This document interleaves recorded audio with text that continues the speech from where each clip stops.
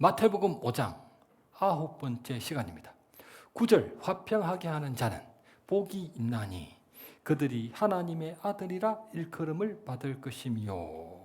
시편 1편처럼 직역하고 시제도 살피며 문법적 구조도 감안하면 하나님 말씀에 오직 믿음으로 순종하며 살겠다고 자기 마음을 돌이키는 회개를 함으로써 하나님께 복을 받은 사람은 화평하게 하는 자, 피스메이커입니다. 왜냐하면 그들이 하나님의 아들이라 일컬음을 받을 것이기 때문입니다. 화평이라는 히브리어 샬롬은 온전한 관계 혹은 온전한 상태를 의미합니다. 태초에 창조된 첫 사람은 하나님께 복을 받아 에덴에서 그분을 볼 수도 대화도 나눌 수 있었던 마치 하나님과 같았던 놀라운 존재였습니다. 그러나 하나님 말씀이 아니라 자기 느낌과 생각을 좋음과 좋지 않음, 선과 악의 기준으로 삼는 하나님과 같이 되겠다는 원죄를 범함으로써 하나님과 화평이 깨져버렸고 그분과 원수가 되었습니다. 왜냐하면 선악을 알게 하는 나무의 열매를 먹었던 죄를 비롯한 세상 모든 죄의 본질은 하나님의 신성을 모독하는 반역죄이기 때문입니다. 그렇게 세상 모든 죄인이 하나님과 원수지간이 되었지만 하나님이 그분 독생자를 세상에 보내주셨습니다. 원수를 사랑하라. 주님은 아버지 하나님 말씀에 오직 믿음으로 순종하기 위해 세상 모든 원수 대신 십자가에서 못 박혀 죽으심으로써 세상 모든 원수의 죄값을 20만 년치 일당에 해당하는 그분 피값으로 탕감받게 하셔서 구원받을 수 있는 기회, 곧 구속의 은혜를 베푸셨습니다. 예수 그리스도의 십자가의 부활로 말미암아 하늘의 거룩한 하나님과 땅의 부정한 죄인이 원수지간에서 화평한 관계로 회복될 수 있는 영생의 길이 열렸습니다. 오늘 본문 10절부터 12절입니다. 의를 위하여 박해를 받은 자는 복이 있나니 천국이 그들의 것임이라. 나로 말미암아 너희를 욕하고 박해하고 거짓으로 너희를 거슬러 모든 악한 말을 할 때에는 너희에게 복이 있나니 기뻐하고 즐거워하라. 하늘에서 너희의 상이 큼이라. 너희 전에 있던 선지자들도 이같이 박해하였느니라. 아멘. 의를 위하여 박해를 받은 자는 복이 있나니 천국이 그들의 것임이라. 하나님 말씀에 오직 믿음으로 순종하며 살겠다고 자기 마음을 돌이키는 회개를 함으로써 하나님께 복을 받은 사람은 의를 위하여 박해를 받습니다. 왜냐하면 천국이 그들의 것이기 때문입니다. 의를 위하여 박해를 받은 자는 복이 있나니. 9절에서 복을 받는 자는 화평하게 하는 자라고 했는데 10절에서 박해를 받은 자가 복이 있다는 말씀은 모순된 말씀 같습니다. 성경 말씀 마태복음 10장 34절부터 36절입니다. 내가 세상에 화평을 주러 온 줄로 생각하지 말라. 화평이 아니요 검을 주러 왔노라. 내가 온 것은 사람이 그 아버지와 딸이 어머니와 며느리가 시어머니와 불화하게 하려 함이니 사람의 원수가 자기 집안 식구리라. 아멘. 아멘. 내가 세상에 화평을 주러 온 줄로 생각하지 말라. 화평이 아니요 검을 주러 왔노라. 내가 온 것은 사람이 그 아버지와 딸이 어머니와 며느리가 시어머니와 불화하게 하려 함이니 사람의 원수가 자기 집안 식구리라. 마태복음 5장에서 주님의 십자가와 부활은 원수지간이 화평한 관계가 되게 하기 위한 하나님의 은혜라고 했습니다. 그런데 마태복음 10장에서는 내가 세상에 화평을 주러 온 줄로 생각하지 말라. 화평이 아니요 검을 주러 왔노라. 내가 온 것은 사람이 그 아버지와 딸이 어머니와 며느리가 시어머니와 불화하게 하려 함이니 사람의 원수가 자기 집안 식구이르라. 예수 그리스도의 십자가와 부활로 말미암아 사람이 그 아버지와 딸이 어머니와 며느리가 시어머니와 자기 집안 식구들끼리 원수지간이 된다는 것입니다. 마태복음 5장 화평하게 하는 자는 복이 있나니. 마태복음 10장 내가 세상을 화평을 주러 온 줄로 생각하지 말라. 화평이 아니요 금을 주러 왔노라. 사람의 원수가 자기 집안 식구이르라. 마태복음 5장 말씀과 10장 말씀은 정말 모순된 말씀 같습니다. 성경 말씀 갈라디아서 3장 23절과 33절입니다. 여종에게서는 육체를 따라 낳고 자유 있는 여자에게서는 약속으로 말미암았느니라. 그러나 성경이 무엇을 말하느냐? 여종과 그 아들을 내쫓으라. 여종의 아들이 자유 있는 여자의 아들과 더불어 유업을 얻지 못하리라 하였느니라. 아멘.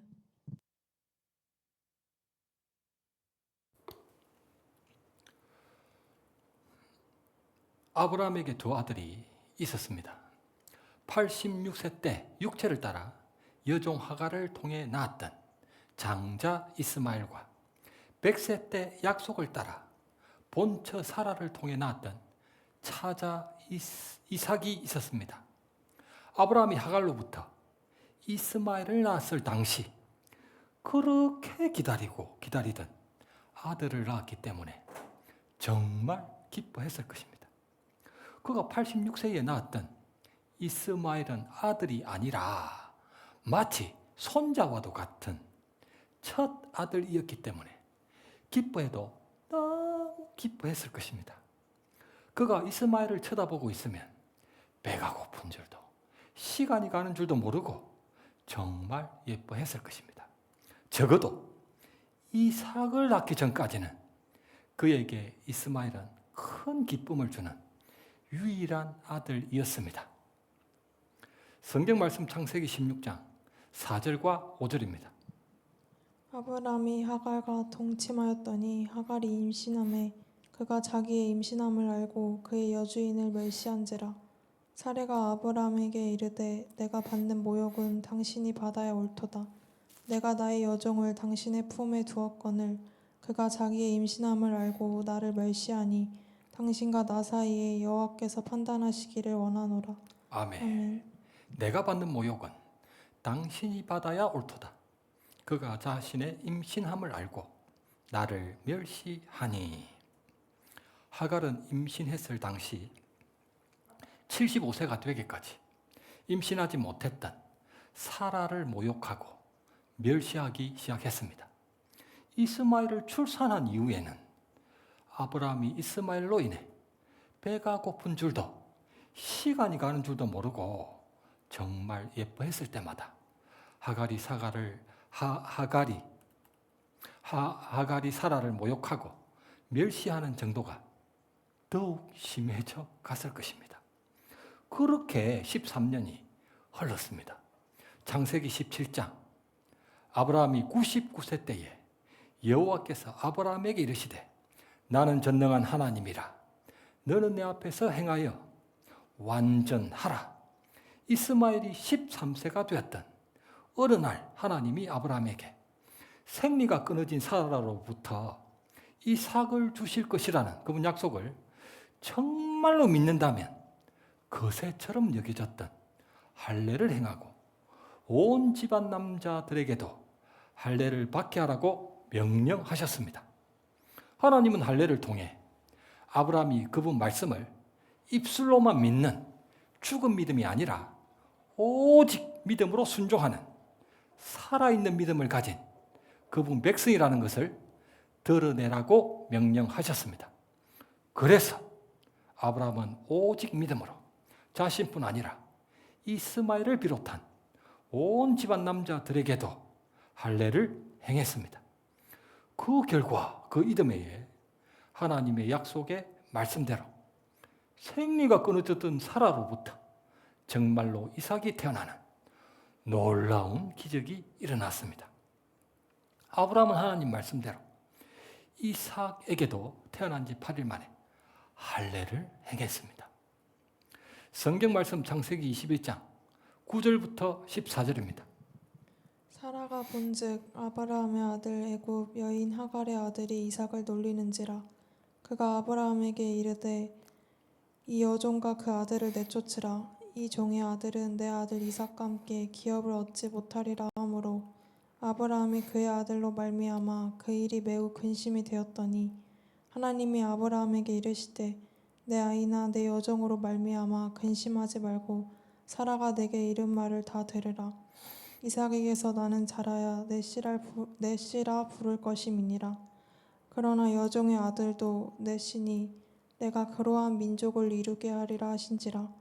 아브라함이 아침에 일찍이 일어나 떡과 물 한 가죽 부대를 가져다가 하갈의 어깨에 메어주고 그 아이를 데리고 가게 하니 하갈이 나가서 브엘세바 광야에서 방황하더니. 아멘. 여종 하갈이 본처 사라를 멸시했던 것처럼 하갈의 아들 이스마엘도 사라의 아들 이삭을 놀리고 괴롭혔습니다. 그래서 하나님은 아브라함에게 하갈과 이스마엘을 내쫓으라고 명령하셨습니다. 아브라함에게 이스마엘이 어떤 존재였습니까?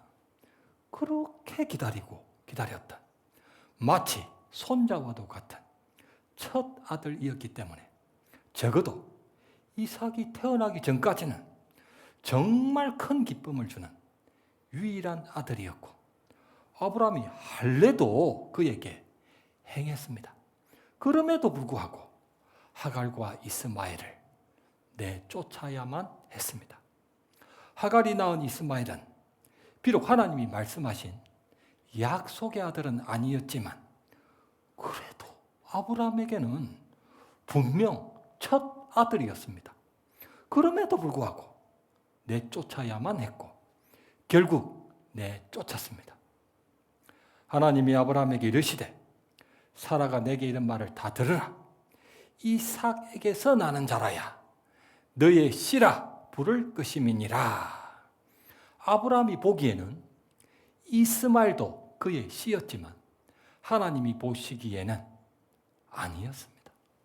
사람이 보기에는 이스마엘도 아브라함 씨였고 할례를 받았으며 이삭도 아브라함의 씨였고 할례를 받았기 때문에 마치 쌍둥이 야곱과 에서처럼 너무 비슷한 조건이었습니다.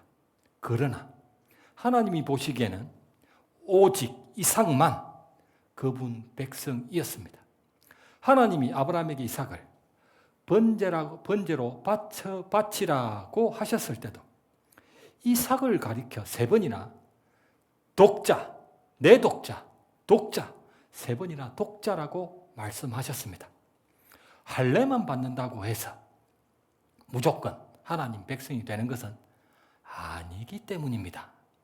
할례가 육체적 의미로는 성기 포피를 잘라내는 것이지만 약속을 따라서는 하나님 말씀 앞에서 자기 느낌과 생각을 부인하는 것이었습니다.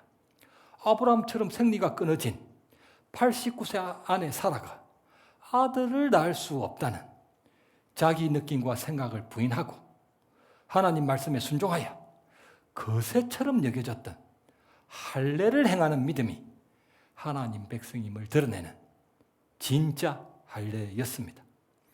하나님이 잘라내라고 하셨던 것은 그의 성기 포피뿐 아니라 궁극적으로는 자기 느낌과 생각이라는 생리가 끊어지는데 어떻게 아들을 낳는단 말이냐, 자기 느낌과 생각이라는 불신의 마음을 잘라내라는 것이었습니다.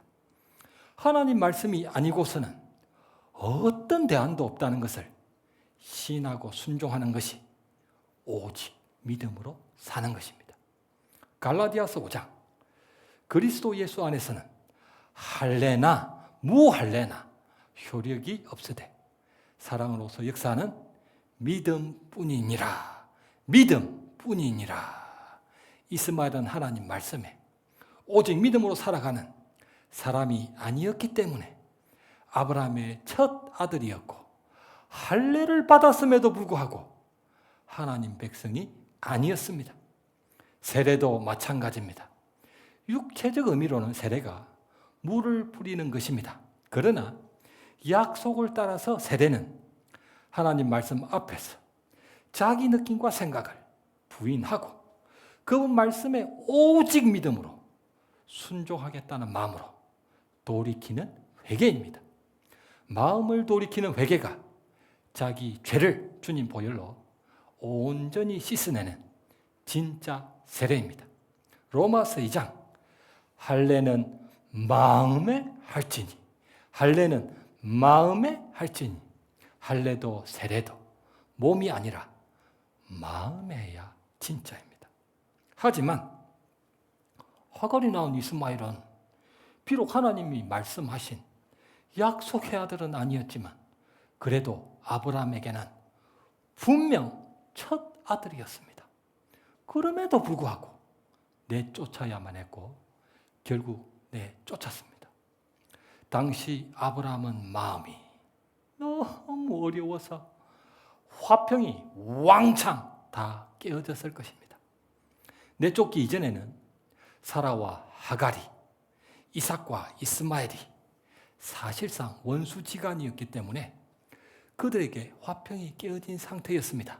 그러나 내쫓은 이후에는 아브라함과 하갈도 아브라함과 이스마엘조차도 화평이 깨어지고 원수지간이 되었을 것입니다. 내가 세상에 화평을 주러 온 줄로 생각하지 말라. 화평이 아니요 검을 주러 왔노라. 내가 온 것은 사람이 그 아버지와 딸이 어머니와 며느리가 시어머니와 불화하게 하려 함이니 사람의 원수가 자기 집안 식구리라. 죄인이 하나님과 원수지간에서 화평한 관계가 되면 하나님 나라 통치가 임합니다. 그런데 하나님 나라 통치가 임하면 이전에는 화평했던 관계가 원수지간이 되기도 합니다.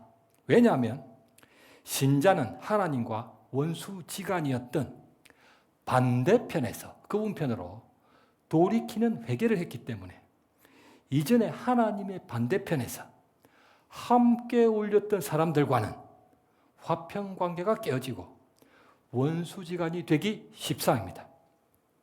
세상은 친목과 단합을 위해 일요일에 야유회를 간다고 하지만 하나님께 드리는 주일 예배를 양보하지 않는 신자에게는 그들과의 화평이 쉽지 않습니다. 세상과 타협하지 않는 신자에게는 그들이 말하는 것처럼 좋은 게 다 좋은 게 아니기 때문에 분위기를 망친다는 비난을 받기도 합니다.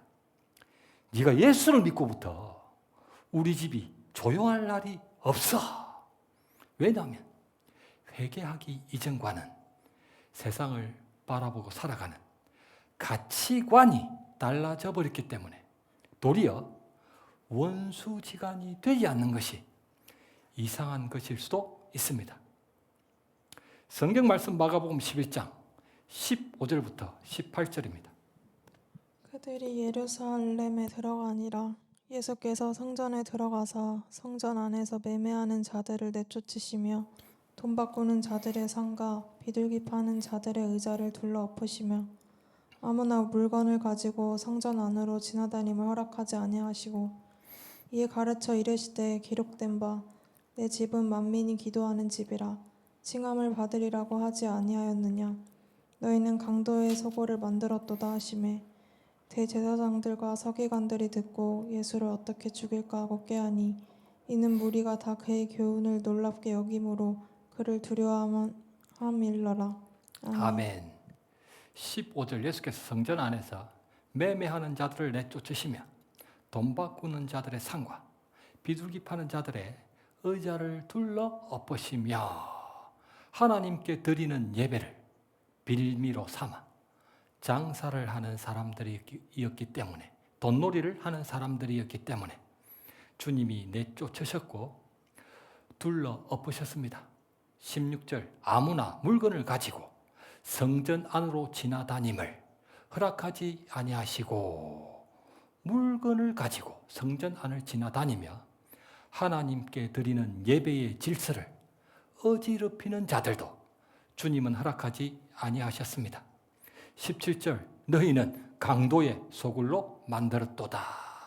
대제사장들과 서기관들이 듣고 예수를 어떻게 죽일까 하고 꾀하니, 주님은 참 평안을 주시기 위해 오셨기 때문에 하나님의 성전 안에서 세상에 위장된 화평을 추구하는 강도들을 내쫓으시며 상과 의자를 둘러엎으시는 전쟁을 시작하셨습니다. 내가 세상에 화평을 주러 온 줄로 생각하지 말라. 화평이 아니요 검을 주러 왔노라. 주님이 주시는 검은 참 화평을 가로막고 있는 세상에 위장된 화평을 도려내는 아주 예리한 검입니다.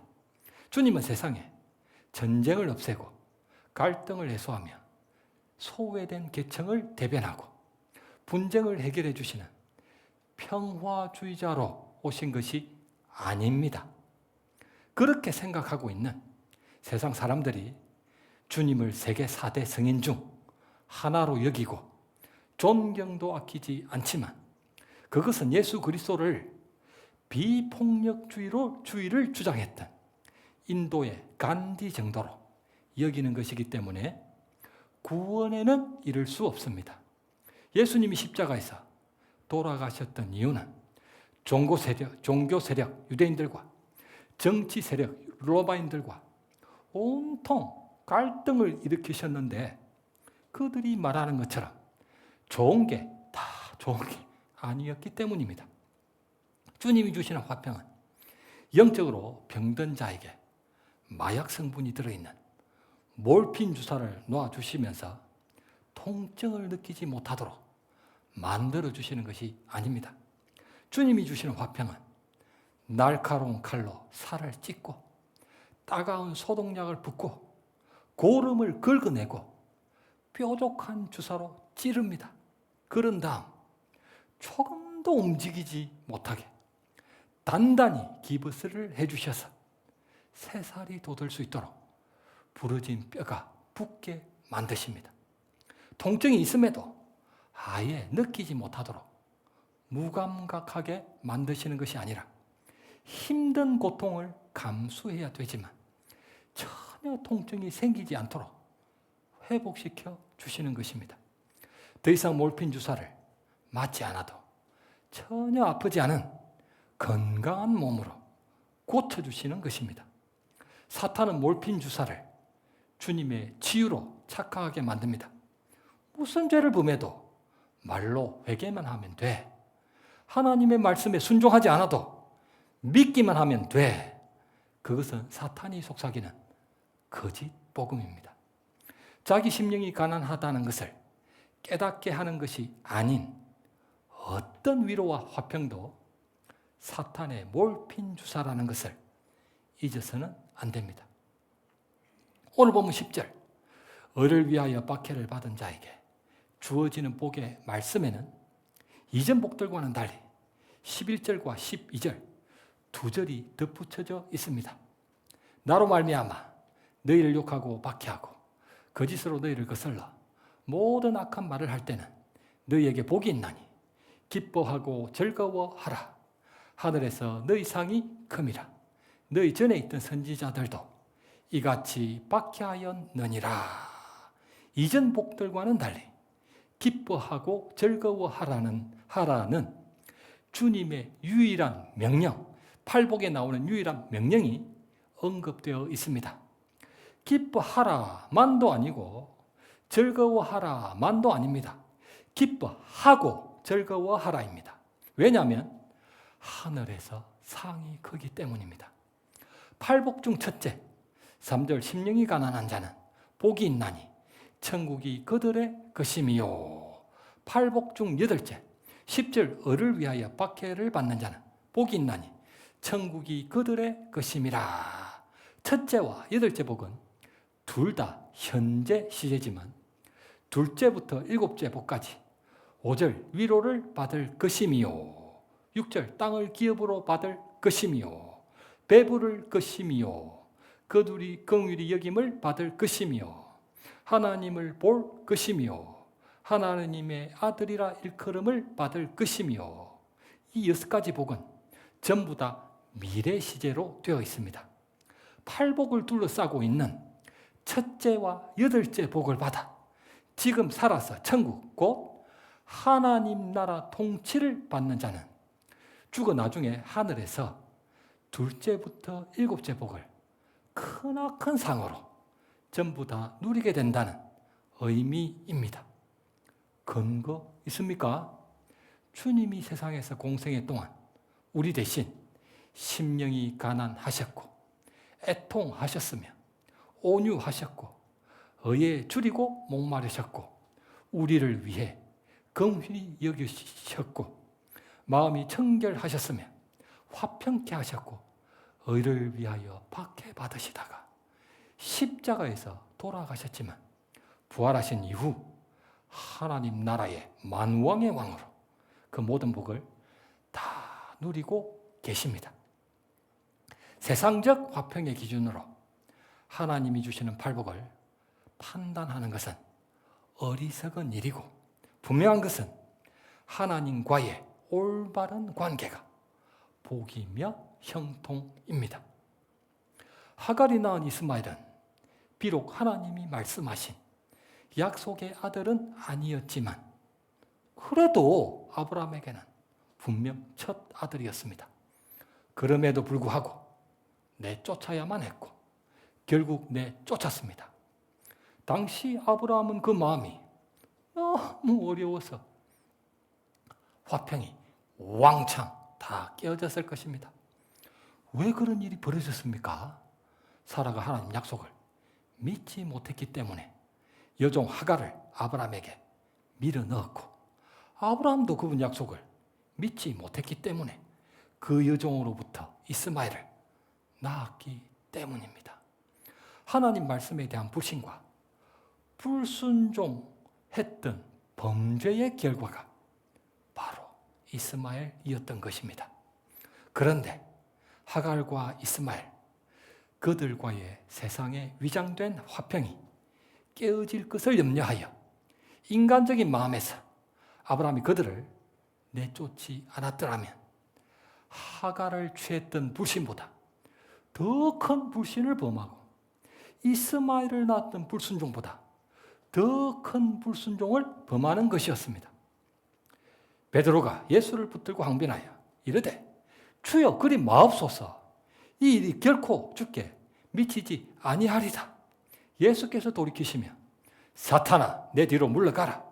너는 나를 넘어지게 하는 자로다. 내가 하나님의 일을 생각하지 아니하고 도리어 사람의 일을 생각하는도다. 아브라함이 하나님의 일을 생각하지 않고 사람의 일을 생각하여 세상에 위장된 화평을 위해 관용이라는 명분으로 좋은 게 다 좋은 거라며 하갈과 이스마엘을 내쫓지 않았더라면 하나님이 사라와 이삭을 통해 큰 민족 이스라엘을 건국하시고 하나님 나라의 화평의 왕 예수 그리스도를 보내주실 그분의 구원 계획에 큰 걸림돌이 되었을 것입니다. 하나님의 약속의 말씀 안에서 사라와 하갈이 이삭과 이스마엘이 화평하며 공존할 수 있는 길은 없습니다. 없어요. 그런 길은 없습니다. 만일 공존할 수 있었다면 주님이 대제사장들과 서기관들에게 죽임당할 이유도 없습니다. 아브라함이 그들을 내쫓는 고통을 겪지 않기 위해서는 애초에 하갈을 취하는 시작 자체를 하지 말았어야 했습니다. 만일 시작했다면 오직 믿음으로 내쫓는 고통을 감수해야 하는 대가를 지불해야만 합니다. 아브라함이 하갈과 이스마엘을 내쫓는 이야기는 인간적인 생각에서 범하는 죄의 대가가 얼마나 큰 것인지를 교훈하고 있습니다. 마침내 아브라함은 오직 믿음으로 하나님께 독자 이삭까지 번제로 불살라 드리라는 그분 말씀에 온전히 순종했습니다. 세상에 위장된 화평이 아니라 주님이 주시는 화평을 붙들었기 때문입니다. 말씀을 맺겠습니다. 하나님이 세상 모든 사람에게 허락하신 구속의 화평을 자신의 구원의 화평으로 온전히 누리기 위해서는 세상에 위장된 화평과 싸워야 합니다. 그 싸움은 오직 믿음으로 위장된 화평을 내쫓는 대가를 지불해야만 넉넉히 이기는 자가 되어 경건하게 살 수 있습니다. 그것이 하나님께 복을 받아 참 화평과 위장된 화평을 분별하고 누리는 신자의 삶이며 주님이 그분 백성들에게 고난을 허락하시는 이유이기도 합니다. 무릇 그리스도 예수 안에서 경건하게 살고자 하는 자는 박해를 받으리라. 아멘. 아멘.